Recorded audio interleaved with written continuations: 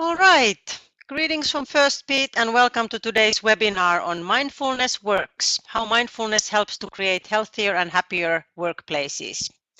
We are broadcasting today from Finland with our guest speaker Jeroen Janss joining us from Brussels, Belgium. My name is Tiina Hoffman and I'm an exercise physiologist here at Firstbeat and I'll be hosting today's session. You can ask questions during the webinar by writing them in the chat window, and after the presentation, we will read them out and answer them. If we don't have time in the end to answer all the questions, then we will send the answers to you via email. Many of our listeners are already familiar or work with Firstbeat lifestyle assessment, and in our work, different strategies to reduce or handle stress and promote recovery and resilience are at the core of what we do. The assessment itself often highlights the benefits or lack of such strategies. And mindfulness is certainly one of the often recommended and discussed strategies in our work. And now today we have a chance to dive a bit deeper by hearing what an expert on the topic has to say. If you want to learn more about lifestyle assessment itself, please visit our website's wellness services section or contact us here at Firstbeat. I would now like to introduce today's guest speaker, Mr. Jeroen Janss. Jeroen is a certified mindfulness teacher and co-founder of the Brussels Mindfulness Institute. He teaches at the European Parliament and other multinational organizations, as well as at schools and open groups at the Institute. He also lectures and gives workshops on mindfulness in different countries. I met Jeroen a few years ago during our Firstbeat lifestyle assessment training seminar, and I must say that his approach to the training day brought out his expertise during that day. It was a long, busy day with a lot of things to discuss and learn, but the surroundings were very peaceful, and Jeroen took special care, for example, by arranging a healthy, delicious lunch break outside in a beautiful park. Mindfulness exemplified in my opinion, and I think that's what we are going to hear more about today. So welcome, Jeroen. It's all yours now. Thank you, Tiina. Thank you very much. It's very kind of you to host me for this podcast.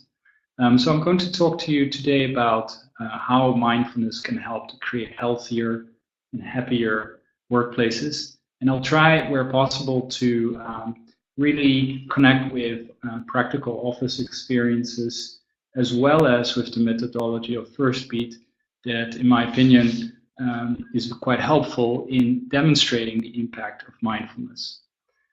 So what I'm going to talk to today about is why mindfulness, in particular these days.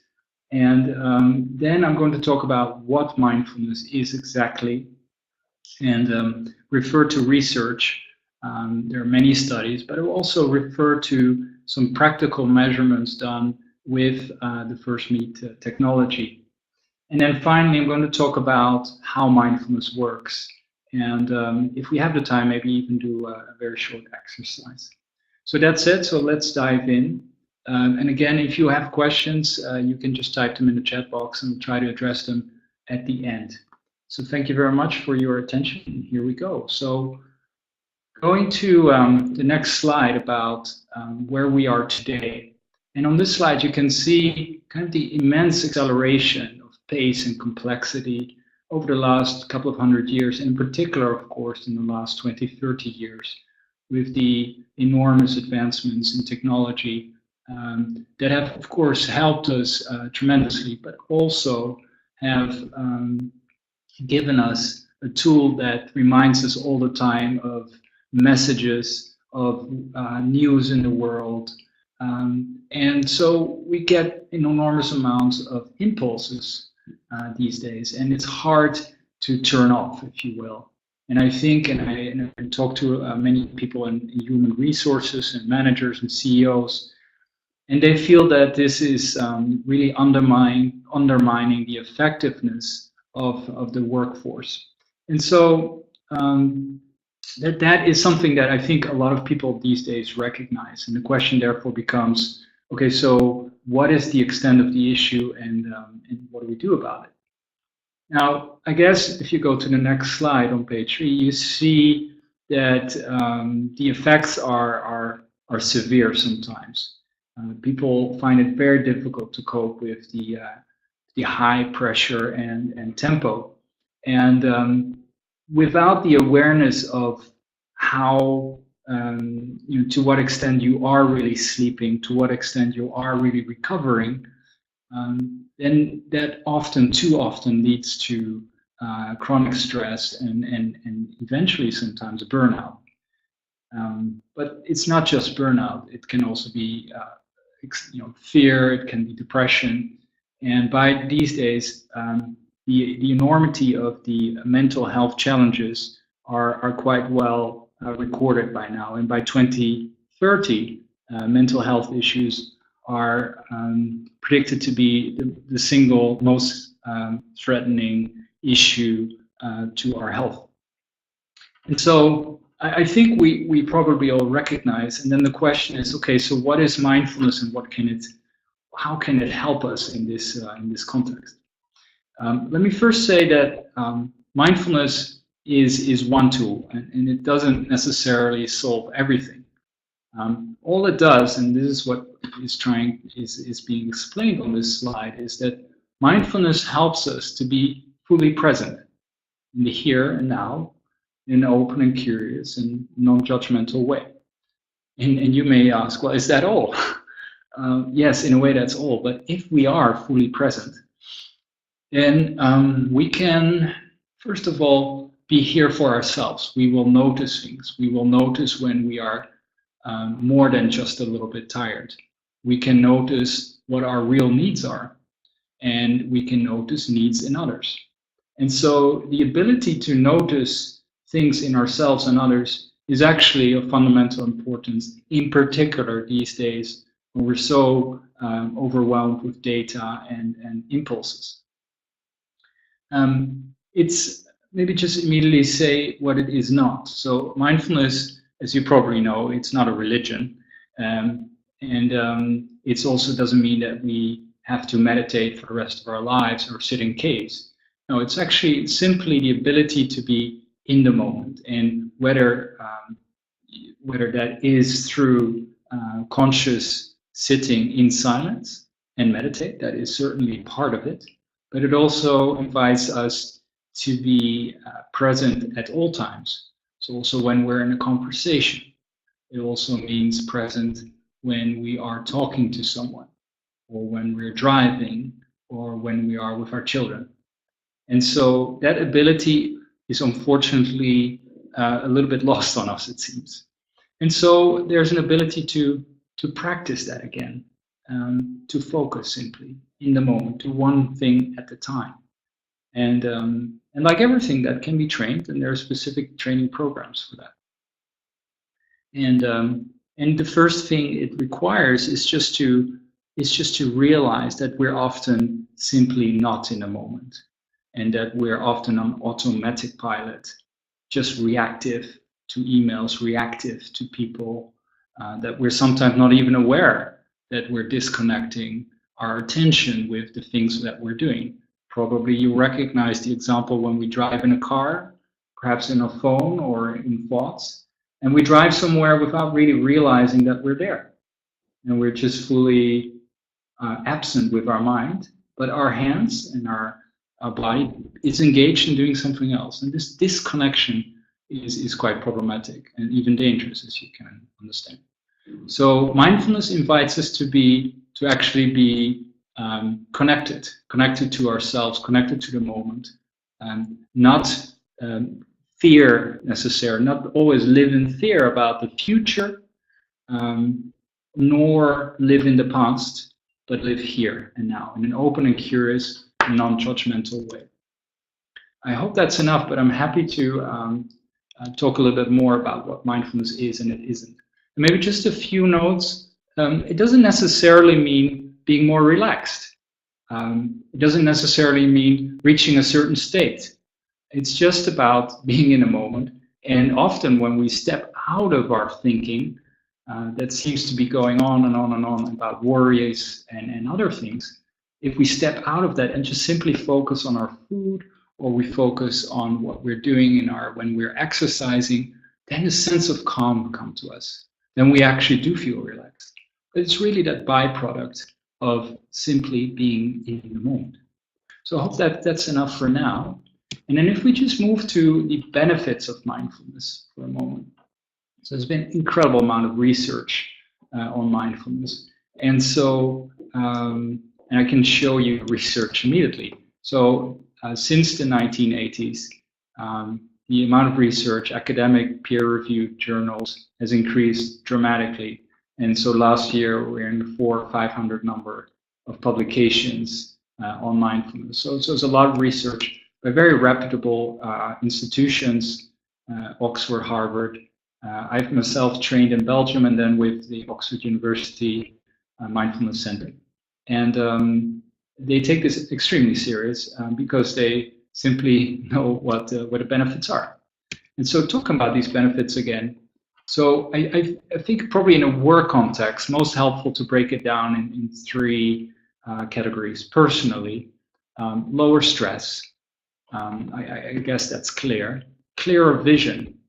Maybe just to specify that for a moment, you can compare it a little bit with a glass of water. When there's a lot of sand in it and you were to turn it with a little spoon, it's very muddy and you can't see through it. And so often is our mind when there's so many thoughts going on. But when we actually just focus on our breath or just focus on being calm for a moment, you'll find that the dust kind of settles in the glass of water. And it comes to the bottom, and suddenly after a while, the glass becomes clear again. The water is clear, you can see through it. And it's very much the same with our mind. When we allow it to rest, we have more clarity. It's quite obvious when that's helpful, of course. Now, greater well-being because of that as well. Better communication when we move to the interpersonal, reducing conflicts. People are able to make time for each other, really listen to each other, understand each other, develop their levels of empathy and compassion. It will result in stronger relationships, and that's what we see time after time. And of course, when you translate that to organizational advantages, well, the sum of these earlier two elements results typically in lower absenteeism, higher engagement, higher productivity. But of course, only if leadership embraces this, of course, and also because of their higher awareness and because of their more mindful leadership, they will probably feel compelled to also change the organization a little bit more fundamentally, maybe reconsider some goals, work on culture, and all of these things then become a virtuous circle. Reinforcing the organization, creating a stronger culture. So I talked about the research a little bit. Maybe interesting to now go to some personal measurements I've done with the Firstbeat lifestyle assessment. And this is, so most of you are familiar, I suppose, with these types of results. It's actually my own measurement. And I wouldn't be comfortable putting a client here, but so I can really talk to this particular day. I remember it was a Thursday, and you see getting up around 7 a.m. and going to bed around, 10:30, so very reasonable day. And the blue line, as you know, represents heart rate. The red means being in the active system, so it's stress, or just in my case, if I do not specifically relax or meditate, my whole day is typically red. And then the green is when we move from our stress system to our recovery system. And so what you can see is that the evening, then the night in particular, so the night is very green, quite a nice restful night. And what is helpful and very interesting to see, of course, is that that in the day, during the day, elements of green show up. And again, as I said, I really have to work at that. So that doesn't come very natural to me. And that's why I also appreciate the benefits of mindfulness. I need this myself as well. And I tend to be quite busy. I have nonprofit work, social projects, and I really need to make some time also for myself to recharge my batteries. And you can see that around 12, I started a meditation. My heart rate dropped quite substantially.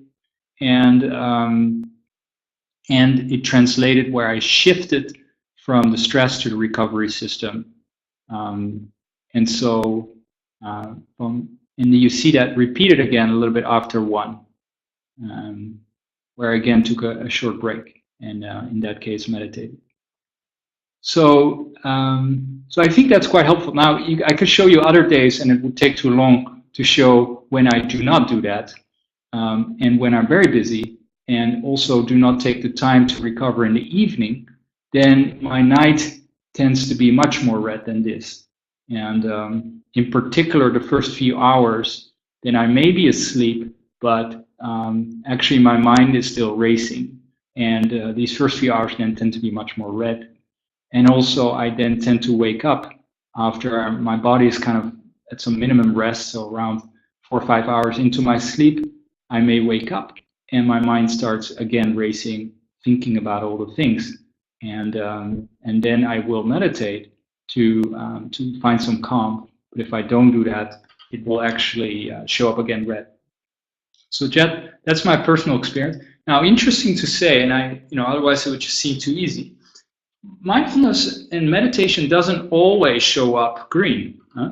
And so I can give you an example. Let's say, given a Sunday night, I would have a quite stressful weekend, maybe. I have 3 young boys, so yeah, I suppose you can understand that. And then I come down after putting the boys in bed, and I say, okay, rationally speaking, I need some meditation, and that will be helpful. But if I then meditate, and I've tried that, actually that's not really what I want nor feel, and I can get a little bit of resentment, and it can actually show up red. And so if I then just take a moment and be kind to myself, and actually just watch a film or something that I really enjoy, then actually that may actually show up green. And that's exactly, again, about mindfulness. It's the awareness of what you need right now. And it doesn't always mean sitting cross-legged or on a chair, but it means to address your specific needs at that point in time. All right, so maybe just continuing a little bit and just showing you that mindfulness is just becoming fast mainstream. I work myself in the European Parliament with members of staff, also in the European Commission, and as well as a number of other organizations. But this has become much more accepted these days now. Even in the British Parliament, quite interesting to mention that 120 members of the British Parliament now been trained. They followed an 8-week mindfulness training. As well as this is very much picked up in Silicon Valley with companies like Google and Apple. Google has a program called Search Inside Yourself. It's quite nice, but there are many other examples. Now, how to practice meditation then? Well, I already referred to the formal meditation part, the meditation, the formal practice, and that consists of typically of meditation somewhere between 5 and 14 minutes of sitting, and that can ideally what we recommend and what I do and what is recommended to really benefit from mindfulness is to have a daily practice, ideally in the morning, let's say 20 minutes, and in the evening 20 minutes, and then use it throughout your day before you enter a stressful meeting or after a stressful meeting. Just briefly checking in with yourself, just taking a few minutes to really listen to yourself. What am I experiencing, and what are my thoughts now? What are my concerns? And then just to shift your attention to breathing and just to calm yourself down. And it doesn't mean that you push away thoughts. It doesn't mean that you push away thinking or fears. It's just that you simply shift your attention from fears, and you simply shift it. You bring your attention to where you want it to be, and that can be your breath, or it can be something else, a pleasant thought. And that helps you. So it's really about that. Now, really important is there's informal practice as well. And the informal practice is, in a way, what you call when the rubber hits the road. So that is throughout your day, try to be as aware as possible, as much in the moment as possible. And it's already referred to conversations or being with clients, or when you write or do other types of activities or even cook, that you really notice what you're doing. You notice the warm water, you notice the pans, you notice how you're doing. And that actually is very satisfying. And therefore it becomes more of a way of living, if you will. Yeah, so I guess that's the main thing.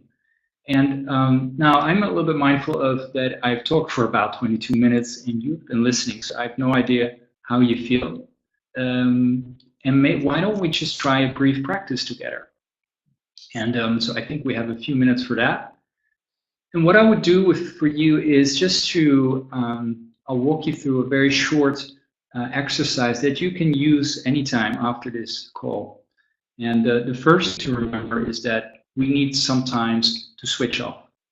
And to stop is the most important thing there. And then to take a breath, to observe what is going on. And then it's okay to proceed again, but simply to take the habit of just stopping for a moment is very helpful. And maybe why don't we just do that together for a moment? And what I would recommend is that you actually just close your eyes and I'll just guide you through it.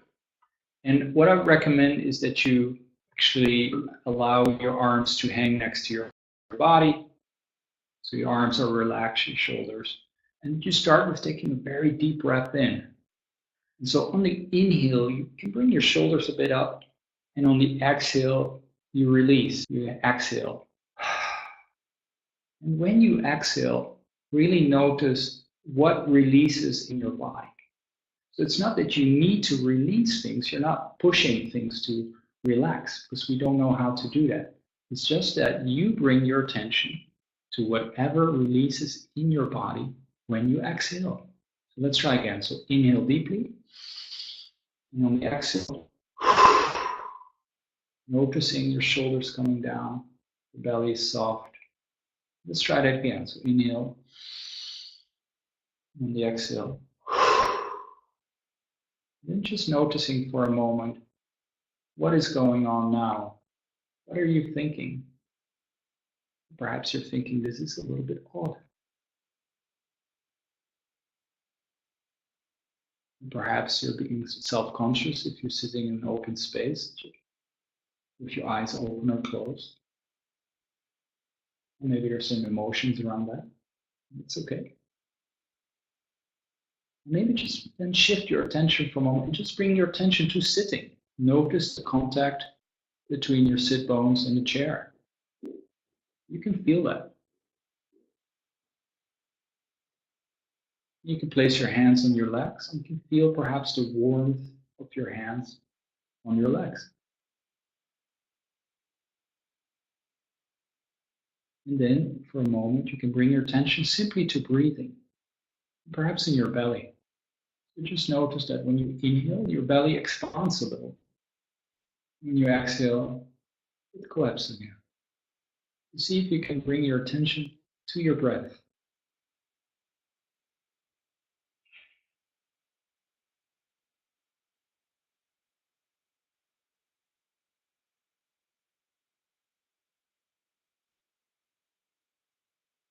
And perhaps notice that you already start thinking, or perhaps your attention is somewhere else.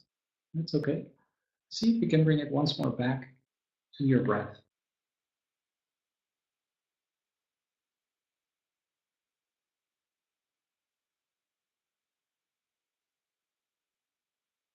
Then just check in once more with your body. Maybe notice perhaps you're a bit sleepy, perhaps there's some tension.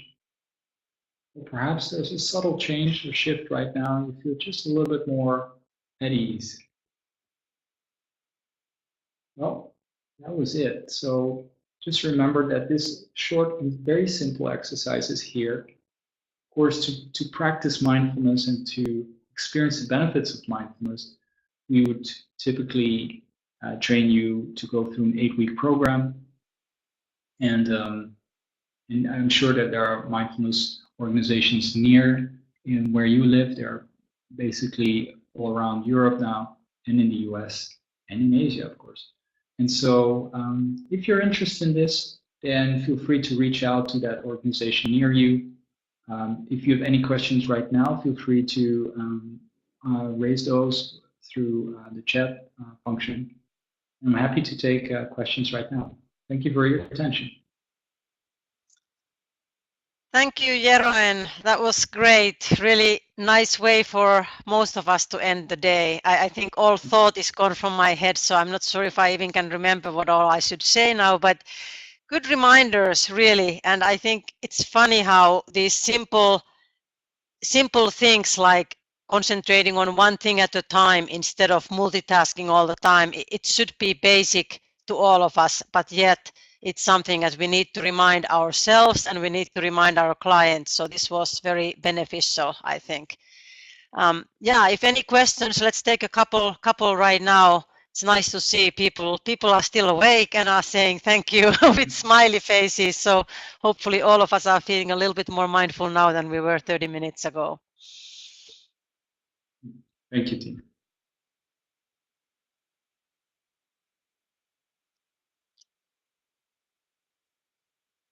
Yeah, I don't see any questions right now, so obviously you can see the contact information here on the slide. So if you have some questions for Jeroen directly, you can get in touch with him at the Brussels Mindfulness Institute directly. And Jeroen also knows how to do the lifestyle assessment, so of course he can do that, especially if you are in the Brussels area. And feel free to get in touch with us here at Firstbeat also if you want to learn more about the lifestyle assessment method or how to integrate that into your professional offering.